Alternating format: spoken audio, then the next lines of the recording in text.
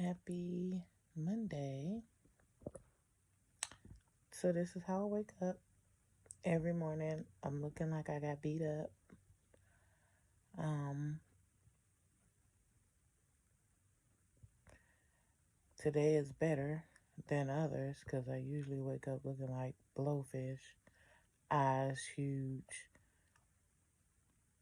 a face like really huge.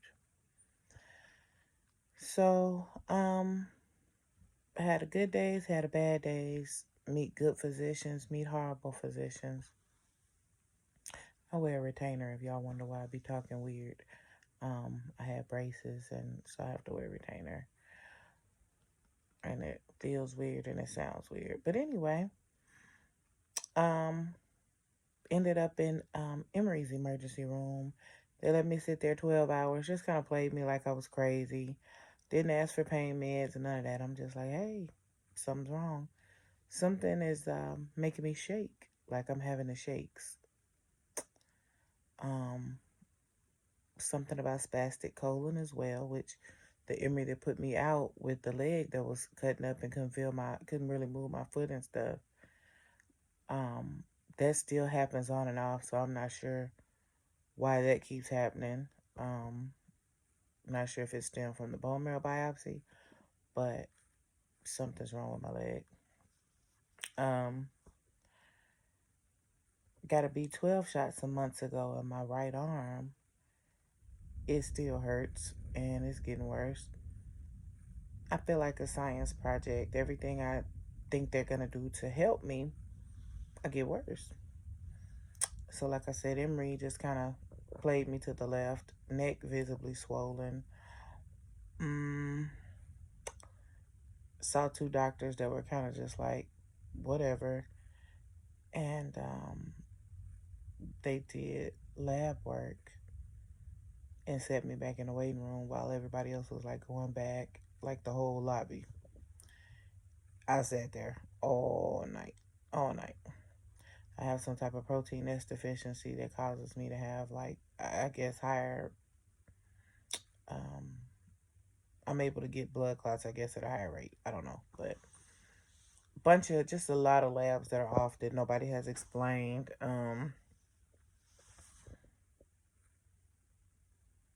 Yeah, it is getting to the point where one physician was like, "You may have myasthenia gravis," so they did the lab work for that. I don't know what that says. Nobody has said anything yet. I had a UTI that got really bad. And I kept saying, hey, something's wrong. I was in a lot of pain. Everybody was like, oh, every facility I went to, oh, nothing's growing out. You're fine. Well, independent lab, something's growing out. Not one, but two independent labs. So I don't know if I was just that infected and that's why I've been shaking. I am on amoxicillin pills. They did try to give me like an IV of daptomycin, but I woke up feeling like somebody had plugged me in the socket. So right now that's the experience. I'm feeling like I'm just like sensory overload. Everything is just like sparked. Like I'm just plugged in the wall. It's disheartening because I met a doctor. I went to see a doctor that was supposed to help me and she basically was like, you know, other areas have, wraparound care and doctors that actually talk to one another and do the comprehensive care so that everybody is on the same page. And she basically said, this healthcare thing is political, and that basically it's a lose lose for me. They may not ever help me. And then with the medical blacklist, and they put stuff in your charts that's not true. So once you go to other physicians or other hospitals, they all pull up Epic or whatever the system is that they use and see the bogus stuff that other physicians have put in. I had a doctor tell me, "You're not doing your blood pressure meds. You're not doing this. You're not doing that." I used to weigh 350 pounds and then had these issues. So then she's like, "Well, you're not taking your meds and you're not wearing your patch." They have me on 4 blood pressure medications and a patch. Granted, when I do eat stuff I have no business, like I don't go overboard. My blood pressure, I have pot syndrome, so that's like I guess dysautonomia. Like I'll have a fever and I'll be internally shaking and my temp will be like 95 over 95 point something. Blood pressure will drop, stay low, spike up out of nowhere. I could just not even eat anything bad that day. So, with that said, I'm not comparing myself to anybody that eats horribly or whatever.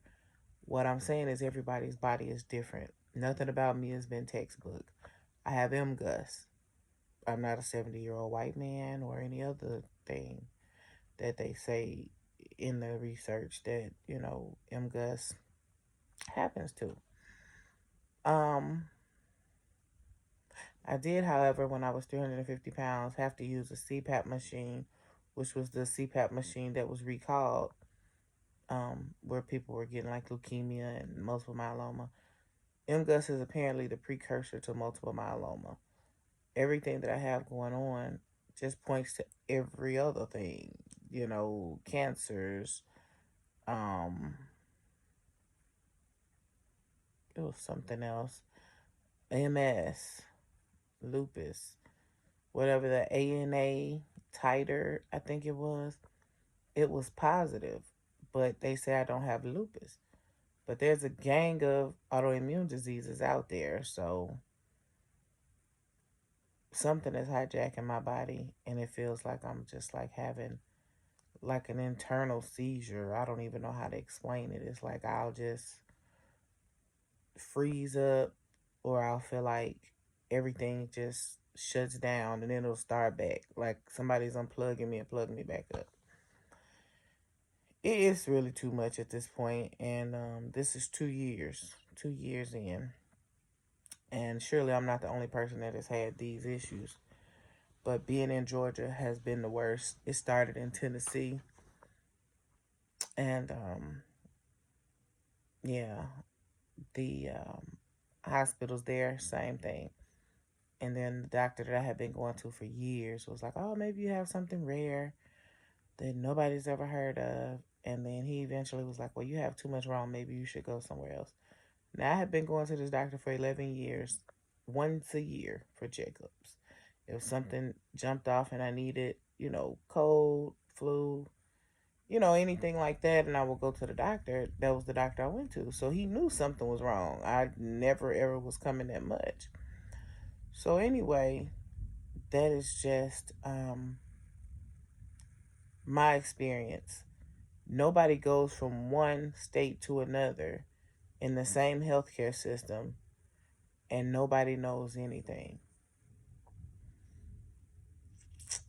Yeah, that's just it don't make sense. I don't know these people.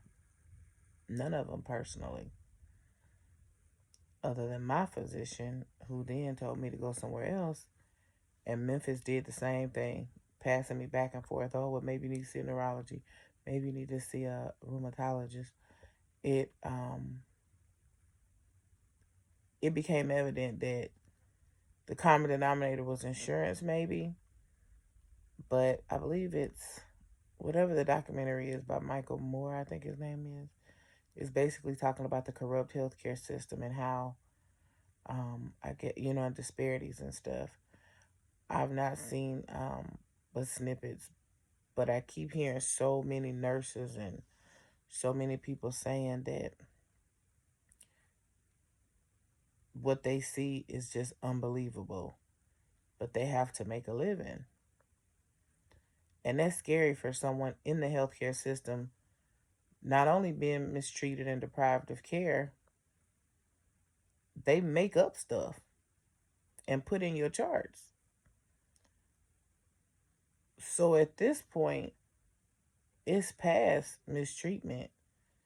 What is it, the oath or something, to do no harm? Like, they're doing me harm and nobody's doing anything about it. But anyway, that's what's up. That's what's going on. And my hair is falling out like in clumps. So that's new too. Every day it's a new symptom.